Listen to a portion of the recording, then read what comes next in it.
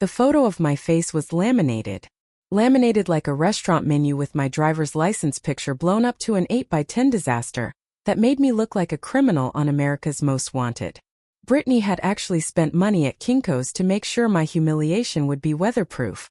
If you're watching this, subscribe and let me know where you're watching from. Let me backtrack to how I ended up staring at my own face taped to the entrance gate of the Riverside Country Club with "Do Not Admit Eleanor Watson" written in bold red letters underneath. Because honey, this story starts way before today's wedding disaster. I'm Eleanor Watson, and at 67, I thought I'd seen every flavor of family drama imaginable. Raised 3 kids as a single mom after their father decided a 25-year-old secretary was more exciting than his 40-year-old wife. Put all 3 through college working double shifts at the hospital. Marcus, my youngest, was supposed to be different. He was the sensitive one. The mama's boy who called every Sunday and never forgot my birthday. That was before Brittany Collins waltzed into his life 2 years ago, with her perfect blonde highlights and her talent for making people disappear. The first sign something was wrong came last Christmas. Marcus had always spent Christmas Eve at my house, our tradition for 42 years. But suddenly Brittany's family needed him more. Then Easter became a Collins family affair. Mother's Day turned into, "We're so busy planning the wedding, Mom." Each excuse delivered with that apologetic smile that said everything and nothing. But the real kicker came 6 months ago when Marcus announced their engagement plans. Not to me directly, mind you. I found out through a Facebook post like any other acquaintance. The caption read, "She said yes. Planning the perfect wedding with my perfect future wife." I called him immediately. "Congratulations, sweetheart. When's the big day?" "September 14th, he said. And I could hear Brittany's voice in the background coaching him. "It's going to be small, Mom. Just close family and friends." Close family. I let that sink in while staring at my phone. Apparently, the woman who gave birth to him, raised him alone, and paid for his college didn't qualify as close family anymore. "I'd love to help with planning," I offered, knowing the answer before I asked. "Brittany's got it all handled. She's very particular about her vision." Her vision, not their vision, hers. The wedding invitation arrived 3 weeks before the event. Not hand-delivered with excited hugs, not even mailed with love. It showed up in my mailbox between the electric bill and a pizza coupon. The envelope was addressed in Brittany's perfect calligraphy.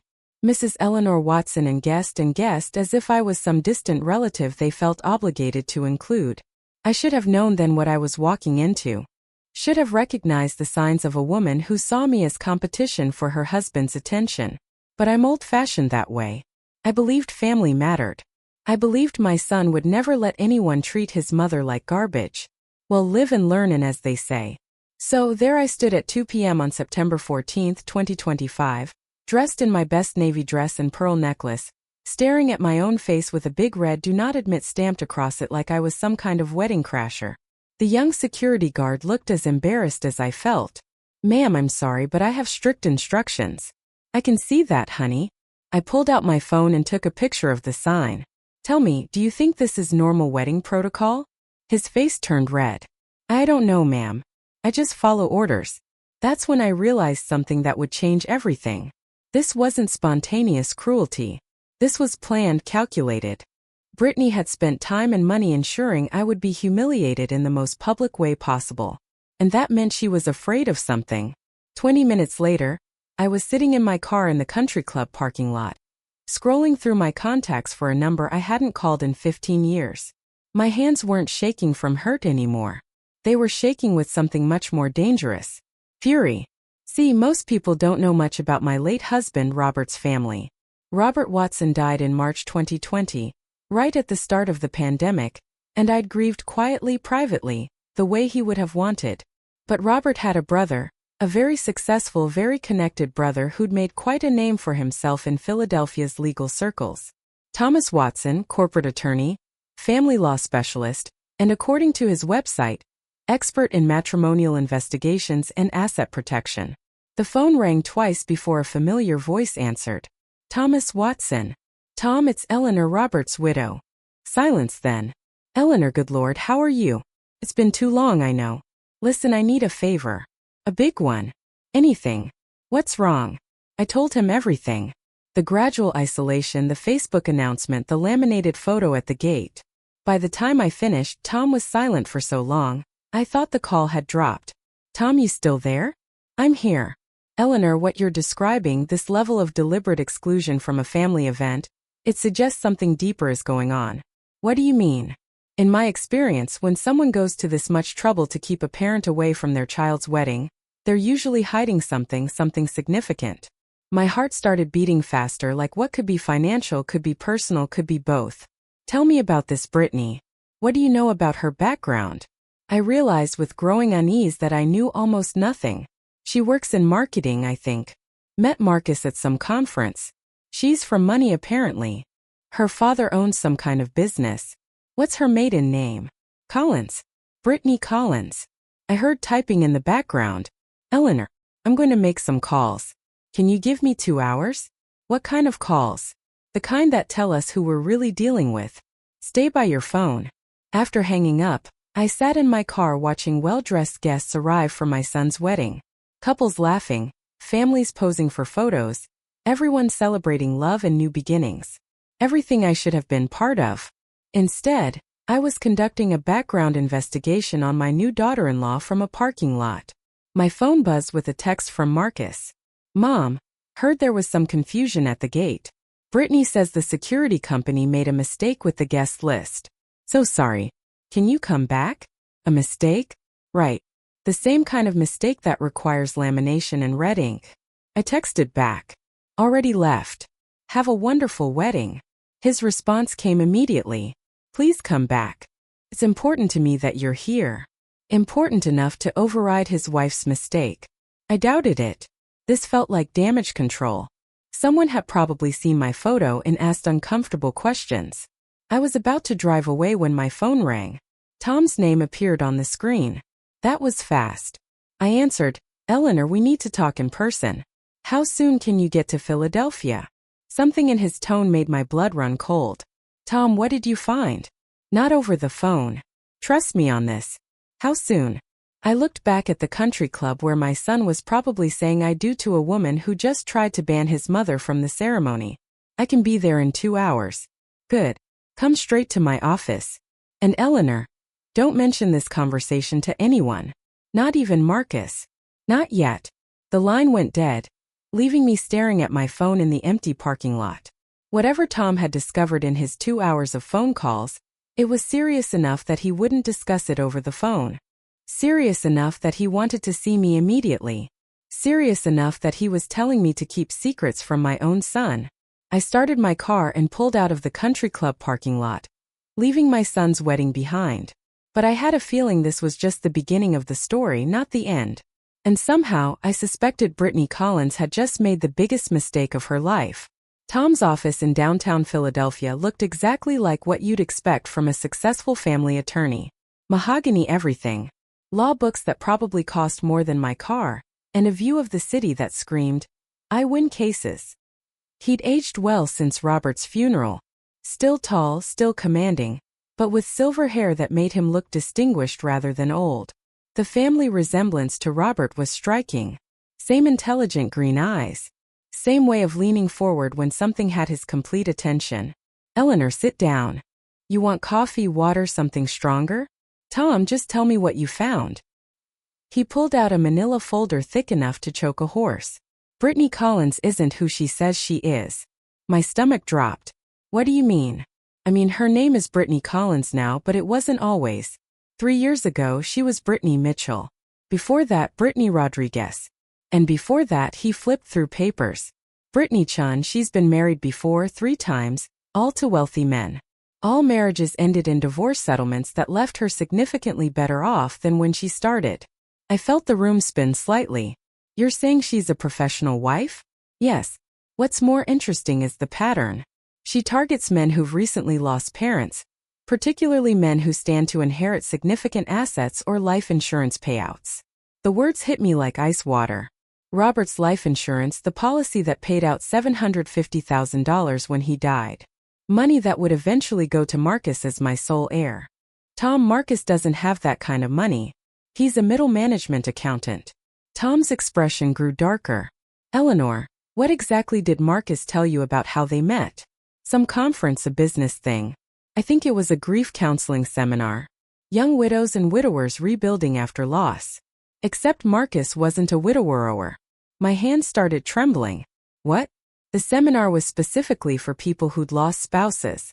Marcus attended 3 months after your husband died, claiming his wife had died in a car accident. He met Brittany there, but Marcus was never married. Exactly.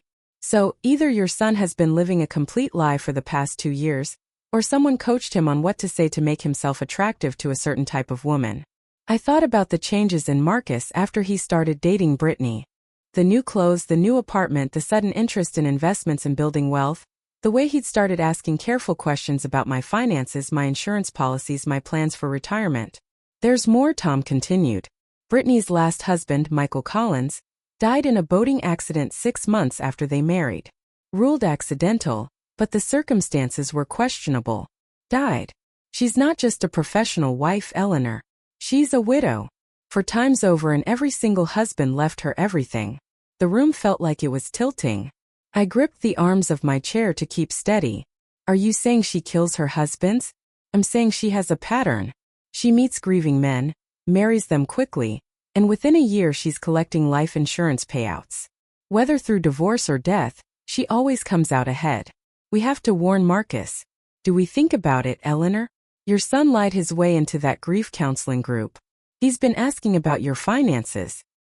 He allowed his new wife to ban you from their wedding. Either he's a victim or he's a willing participant. The implications crashed over me like a wave. My son, my baby boy, who used to bring me dandelions and called me mama until he was 12, was either being manipulated by a serial killer, or he was helping her target his own mother. What do we do? Tom leaned back in his chair. We investigate carefully, quietly, because if I'm right about Brittany, and if Marcus is working with her, then you're in more danger than just being excluded from family gatherings. My phone buzzed. A text from Marcus. Mom, I know you're hurt about today. Can we talk tomorrow? Brittany wants to make things right. I showed Tom the message. He read it and his jaw tightened. Eleanor, I want you to go home and act completely normal. Don't let on that you know anything. We need time to gather more evidence. Evidence of what? That your new daughter-in-law is planning to make you her 5th victim, and your son might be helping her do it. I stared at Tom's serious face, trying to process what he was telling me. 6 hours ago, my biggest problem was being excluded from a wedding. Now I was potentially the target of a murderer who'd married my son. And the most terrifying part, I wasn't sure Marcus was innocent. The drive home from Philadelphia gave me 2 hours to think, and thinking was the last thing I wanted to do. Every mile brought more horrifying possibilities flooding through my mind. What if Marcus had known about Brittany's past all along? What if the grief counseling story was his idea? What if my sweet, sensitive boy had turned into the kind of man who would help a stranger murder his own mother for insurance money? By the time I pulled into my driveway, I'd worked myself into a state somewhere between terror and fury. My phone had been buzzing with texts all evening. Marcus, some distant cousins, even a few neighbors who'd heard about the wedding gate incident through the small-town gossip network. But it was the text from an unknown number that stopped me cold. We need to talk tonight. Come alone, a friend. I stared at the message, my heart hammering. Who could possibly know what I discovered today? I'd only told Tom, and he'd warned me not to tell anyone else, unless someone had been watching me. I looked around my quiet neighborhood, suddenly noticing every shadow, every parked car that might not belong. The maple tree in my front yard cast strange patterns across my lawn in the porch light. And for the first time in my adult life, I was genuinely afraid to go into my own house. My phone rang. Marcus, Mom, thank God you answered. We need to talk. I'm tired, sweetheart. It's been a long day. I know. And I'm so sorry about the confusion at the club. Brittany feels terrible about the mix-up. Mix-up? He was still calling it a mix-up. Does she? How terrible does she feel exactly? Silence.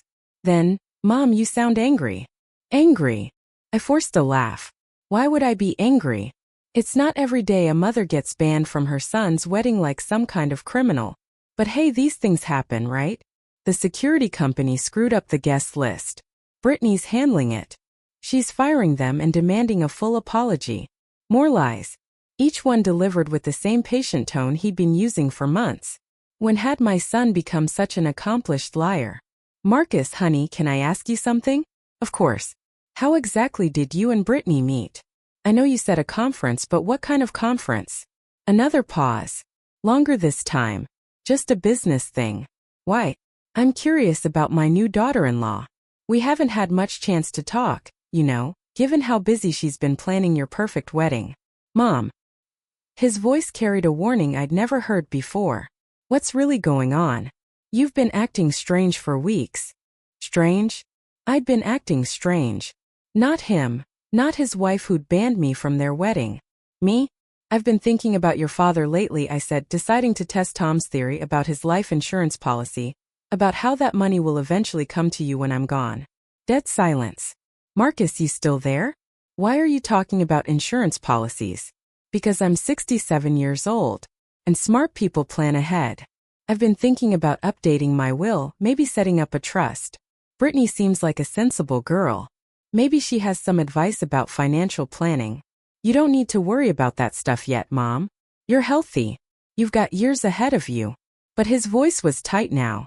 Careful. Like someone walking through a minefield. Still, it's good to be prepared. The policy is substantial. $750,000 plus the house plus my savings. That's a lot of money for a young couple just starting out. Mom, we should talk about this in person tomorrow. Can you come over for dinner? To your house? The one I've never been invited to. Brittany wants to make up for today's misunderstanding. She's planning something special. Something special. The words sent chills down my spine. That's sweet of her, but I think I'll pass. I'm not feeling very social right now. Please, Mom. It's important to both of us. Both of us. The way he said it made it sound like a business proposition, not a family dinner. I'll think about it. I lied. Good night, Marcus. I hung up before he could respond and immediately called Tom. They want me to come to dinner tomorrow, I said without preamble. At their house. Absolutely not. Tom, what if we're wrong? What if Marcus really doesn't know? Eleanor, listen to me carefully. In my research today, I found something else. Something I didn't want to tell you in person because I hoped I was wrong. My blood turned to ice. What? Brittany took out a life insurance policy on you 3 months ago. A $2 million policy with Marcus as the beneficiary and herself as the backup. The phone slipped from my hand, clattering onto my kitchen counter. She'd taken out a life insurance policy on me 3 months ago, before they were even engaged, which meant she'd been planning this since the beginning, and Marcus had to know about it. You can't take out a life insurance policy on someone without their knowledge, unless you have very specific information about their health, their finances, their family situation. Information only a son would have. I picked up the phone with trembling fingers. Tom, I'm here. My son is trying to kill me. Yes, he said quietly. Think he is. I didn't sleep that night. How could I? Every creak of the house, every car passing on the street, every normal sound of nighttime felt like a threat. I sat in my living room with all the lights on. Tom's folder spread across my coffee table, trying to piece together when my son had stopped being my son and started being a stranger. The insurance policy was the smoking gun. But there were other clues I'd missed. The way Marcus had started asking about my medications after Robert died. Are you taking care of yourself, Mom? Getting regular checkups, the way he'd volunteered to help with my finances. Let me handle the bills, Mom. You're grieving.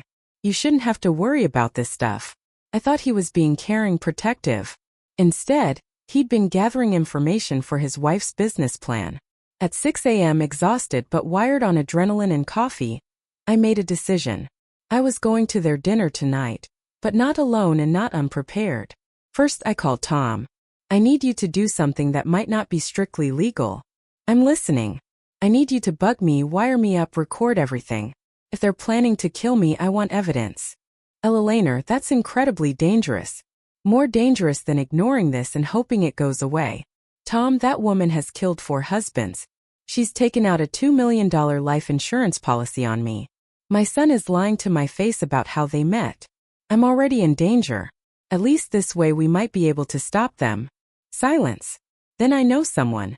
Former FBI does private security now. He can set you up with recording equipment that looks like jewelry. Good. What else do we need? Backup.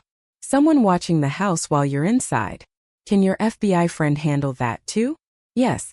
But Eleanor, if this goes wrong, at least you'll have evidence to convict them. Tom, I'm 67 years old.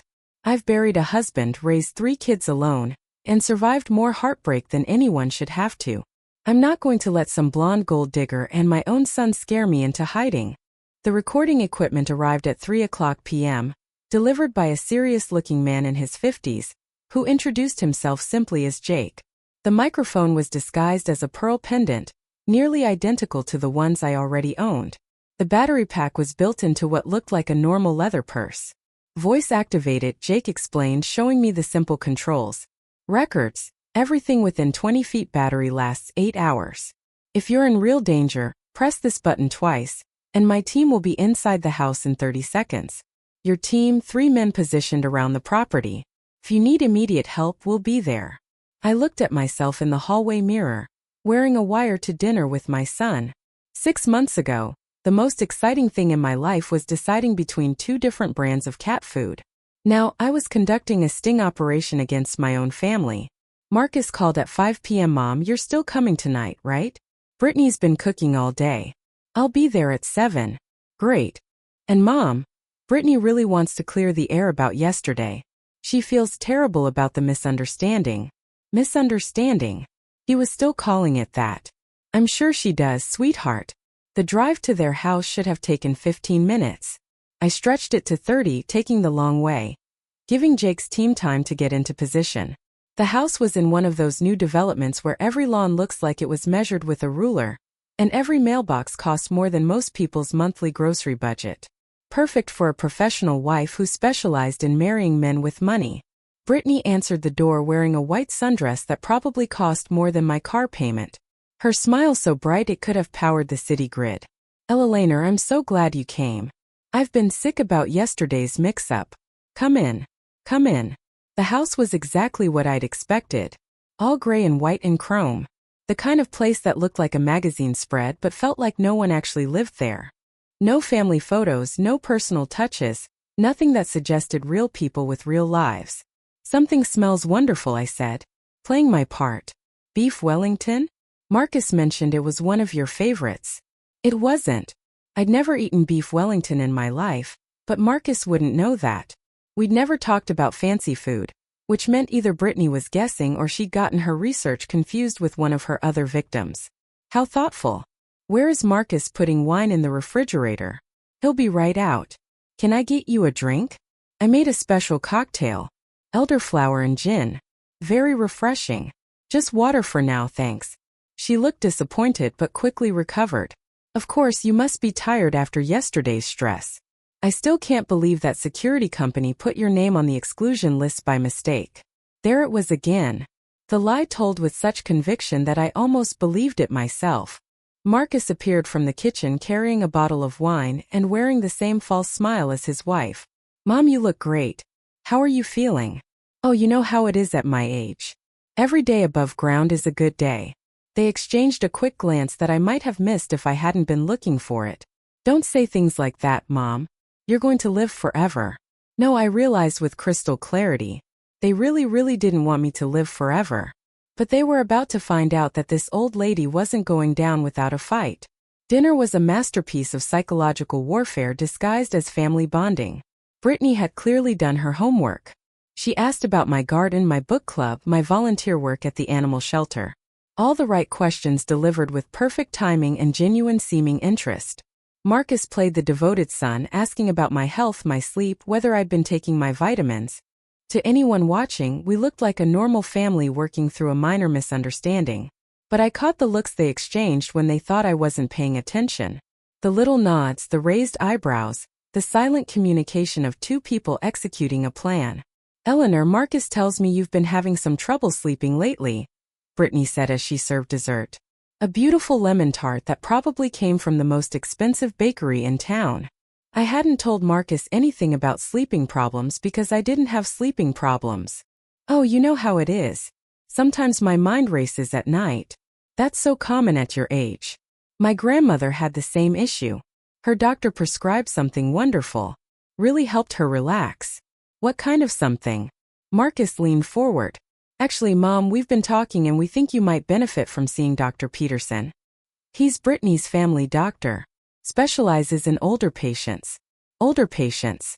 Like I was some kind of geriatric case instead of a perfectly healthy 67-year-old woman. That's thoughtful. But I have a doctor. Dr. Martinez has been taking care of me for 15 years. Of course, Brittany said smoothly. But Dr. Peterson has such a modern approach. Very forward-thinking about medication management for seniors. Medication management. The phrase sent chills down my spine. What kind of medications? Just things to help with quality of life. Sleep aids, anxiety medication. Maybe something for memory issues if they develop. Memory issues.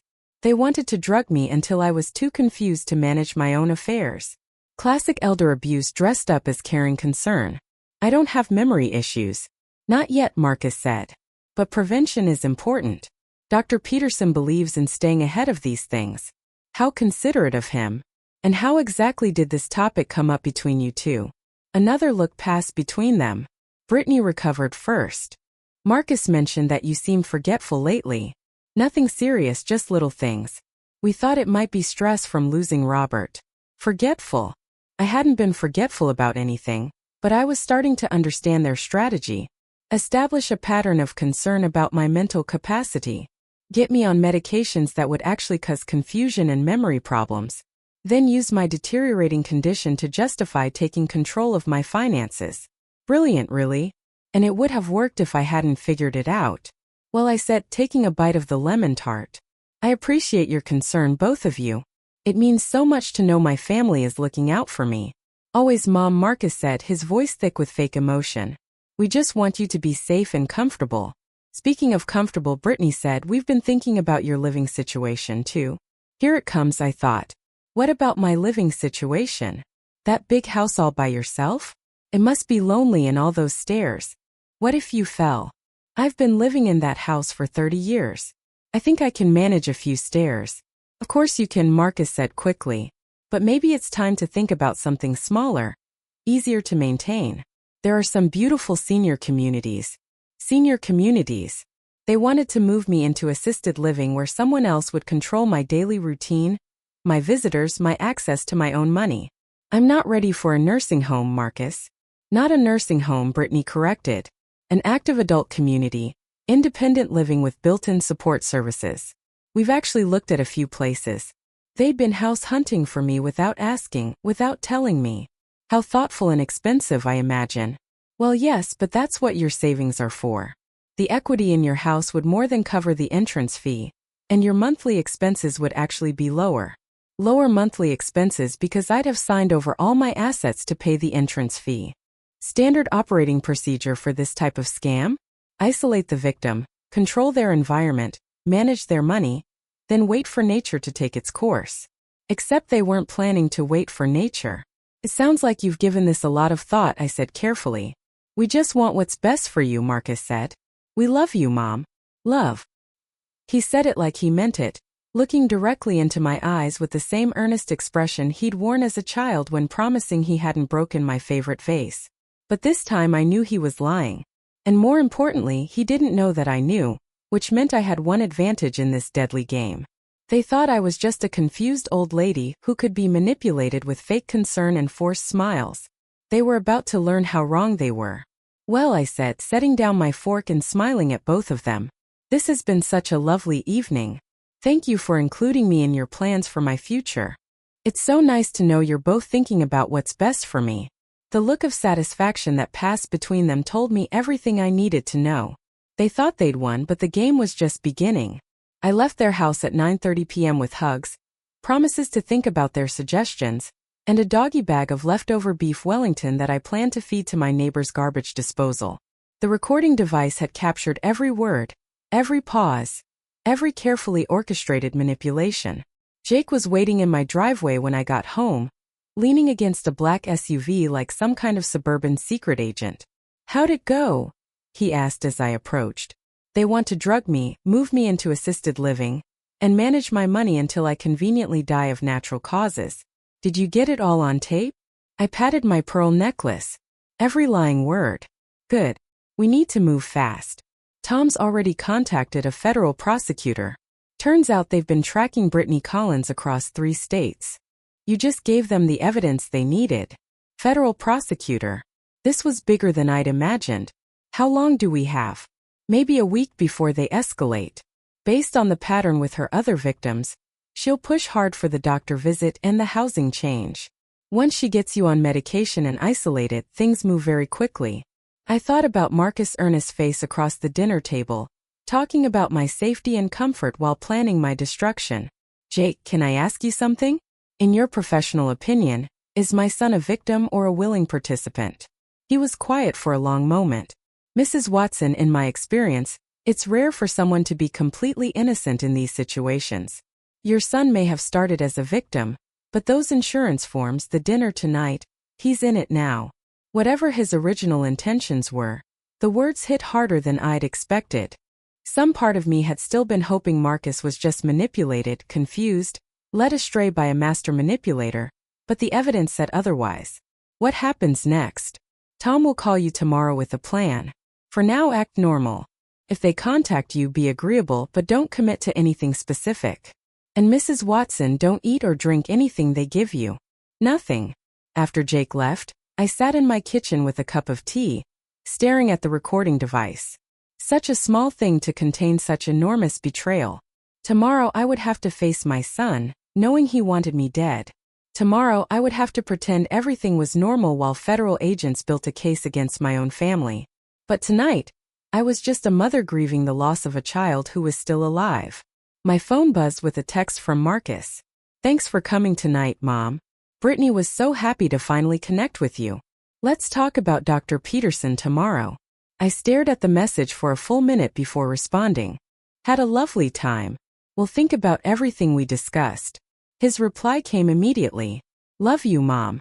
3 words that should have warmed my heart. Instead, they felt like a knife twisting in my chest. I turned off my phone and went to bed, but sleep didn't come.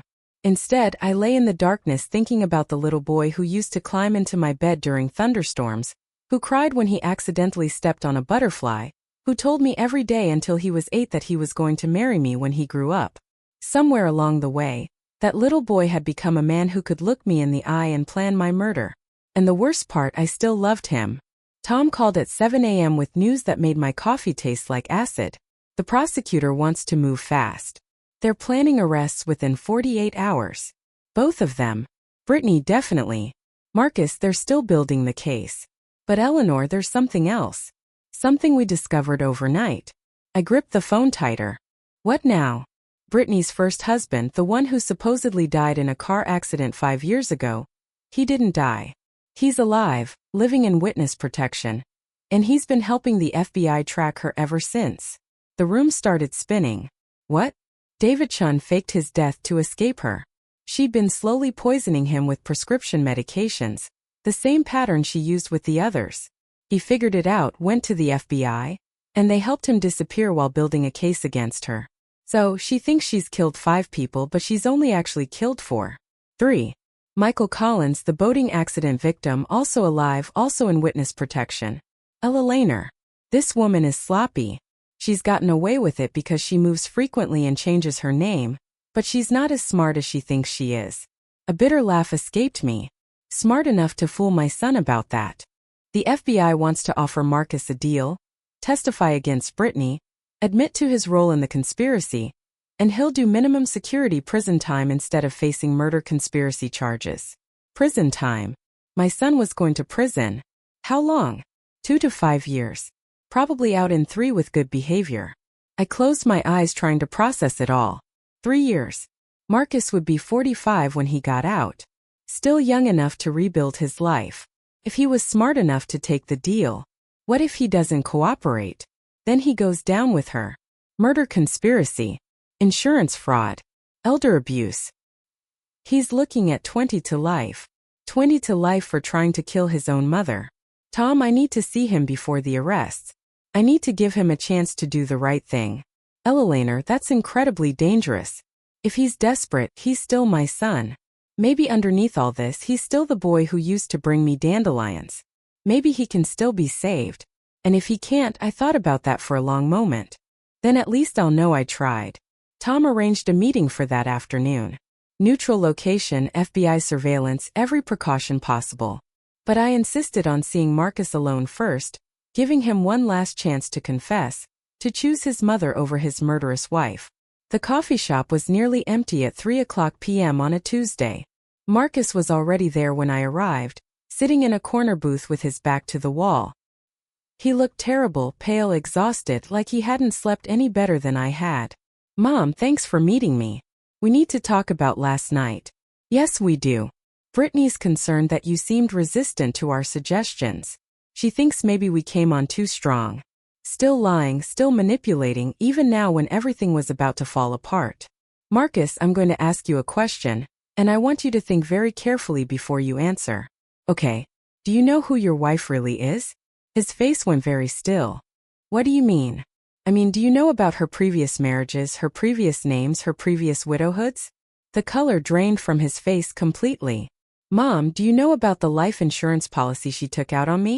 Do you know about David Chun and Michael Collins?"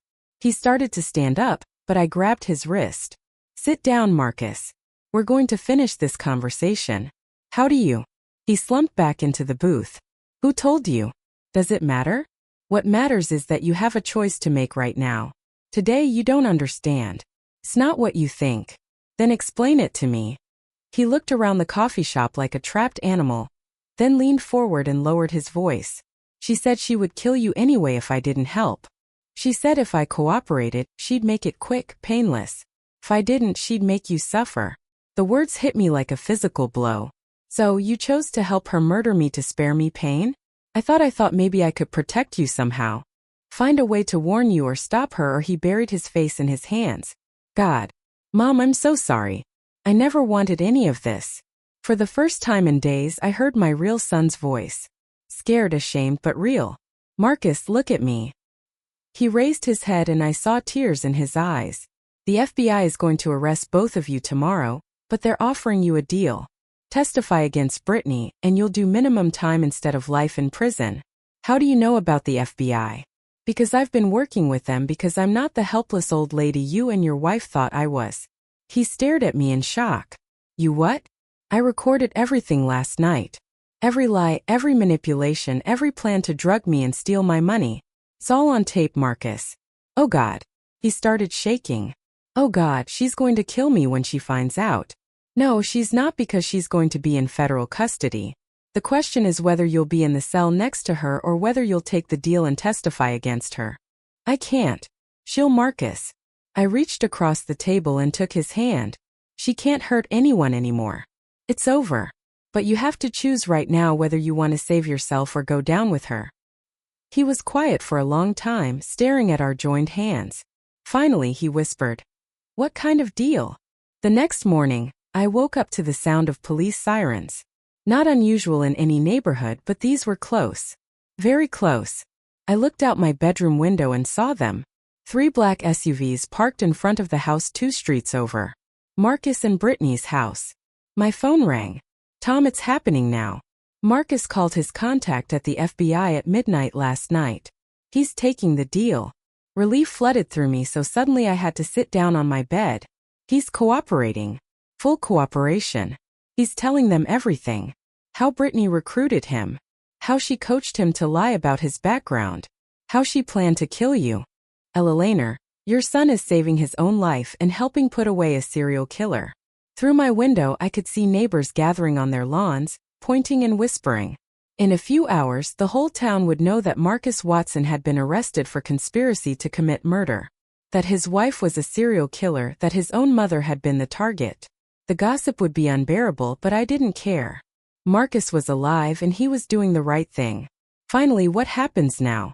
Brittany will be charged with 4 counts of murder, multiple counts of fraud, conspiracy, and attempted murder. Marcus will be charged with conspiracy and fraud, but with his cooperation, he'll probably serve 2 years.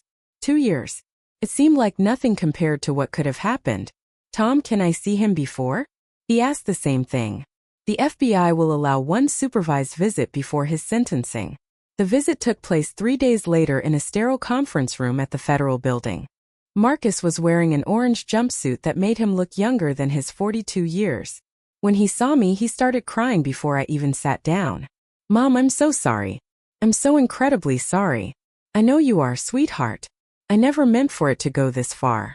At first, she just seemed like someone who understood loss, you know? She said she'd lost her husband, too. Said she knew how it felt to be alone. How did it start? The grief counseling group was her idea.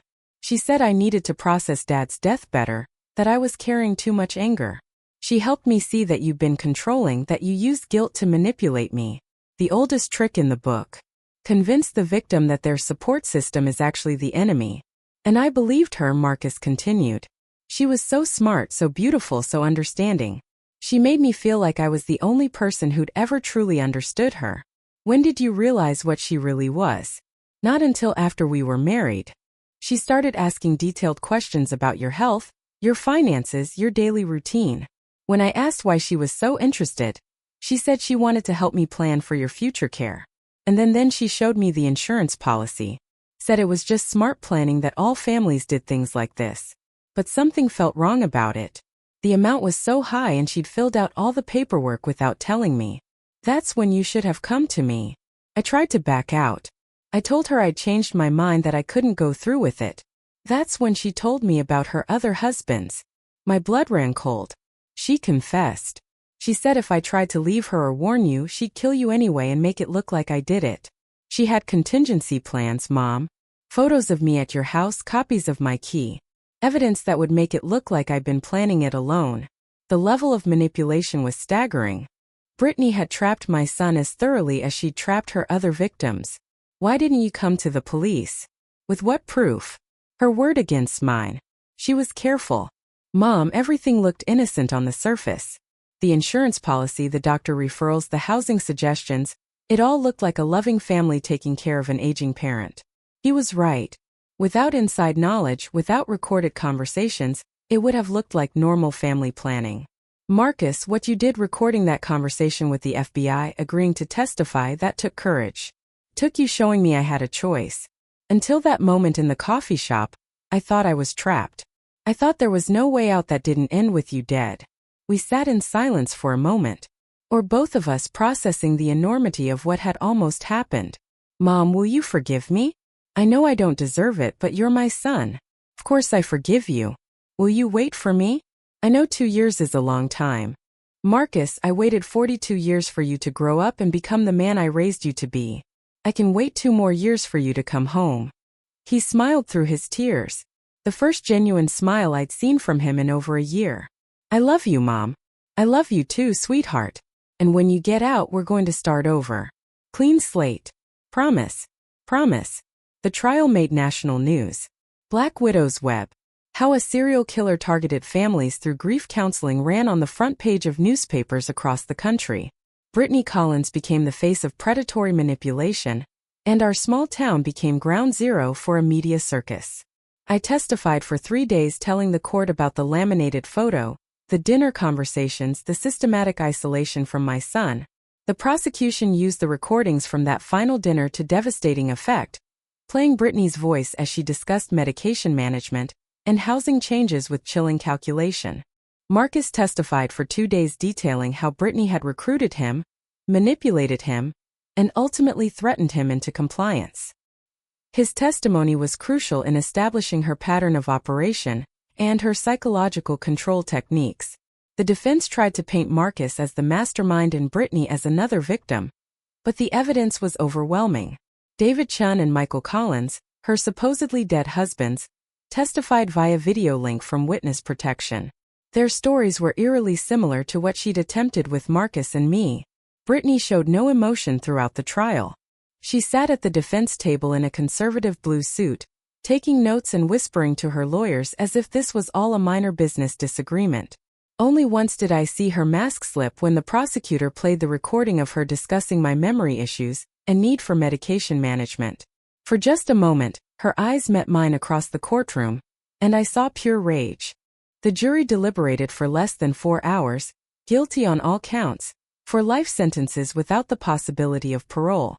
Marcus was sentenced 3 weeks later to 2 years in minimum security federal prison. followed by 3 years of supervised probation.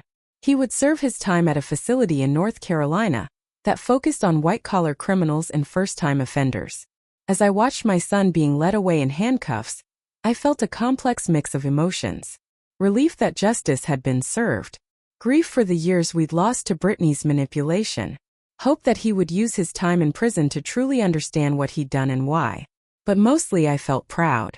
Proud that when it mattered most, when he had to choose between saving himself and doing the right thing, my son had found his moral compass. The media attention died down after a few months, but the impact on our small community lingered. Property values dropped in Marcus and Brittany's neighborhood. The grief counseling center where they'd met implemented new screening procedures. Several families came forward with their own stories of financial manipulation by people they trusted. I became something of a reluctant expert on elder abuse prevention, speaking at community centers and senior living facilities about the warning signs of financial exploitation. It wasn't a role I'd ever imagined for myself, but it felt important. If my story could prevent even one family from going through what we'd experienced, then something good had come from the nightmare. The insurance company, after much legal wrangling, returned the premiums paid on the policy Brittany had taken out on my life. I donated the money to a nonprofit that helped families of financial crime victims. Tom and I grew closer during the trial, bonding over our shared concern for Marcus and our determination to see justice done. He'd lost his brother, Robert, but he'd gained a sister-in-law who appreciated his legal expertise and his dry sense of humor. 6 months after the trial, I received an unexpected visitor. David Chun, Brittany's first victim, had come to thank me in person. "Mrs. Watson, I wanted you to know how grateful I am for your courage," he said as we sat in my living room. "If you hadn't stood up to her, if you hadn't gathered evidence, she would have kept killing. You'd already survived her once. You were the one who went to the FBI first. But I couldn't prove she was still active. Your case gave them everything they needed to stop her permanently." We talked for 2 hours about the psychological tactics Brittany had used. The way she'd isolated each of us from our support systems, the gradual erosion of our ability to trust our own instincts. The hardest part, David said as he prepared to leave, was accepting that I'd been so completely fooled. That someone I'd loved and trusted had been planning my death from the moment we met. But you survived. And more importantly, you found the strength to fight back. So did you, and so did your son. Eventually, after he left, I sat on my back porch with a glass of wine, watching the sunset and thinking about the strange turns life can take. A year ago, I'd been just another grieving widow trying to rebuild her life after losing her husband. Now I was a survivor, an advocate, and oddly enough, more confident and capable than I'd ever been. Marcus wrote me letters every week from prison. They started as apologies but gradually became real communication, sharing his thoughts about the books he was reading, the classes he was taking, his plans for when he was released. Slowly, carefully, we were rebuilding our relationship on a foundation of honesty instead of obligation. But the most unexpected change in my life came in the form of Jake, the security specialist who'd helped wire me for that crucial dinner.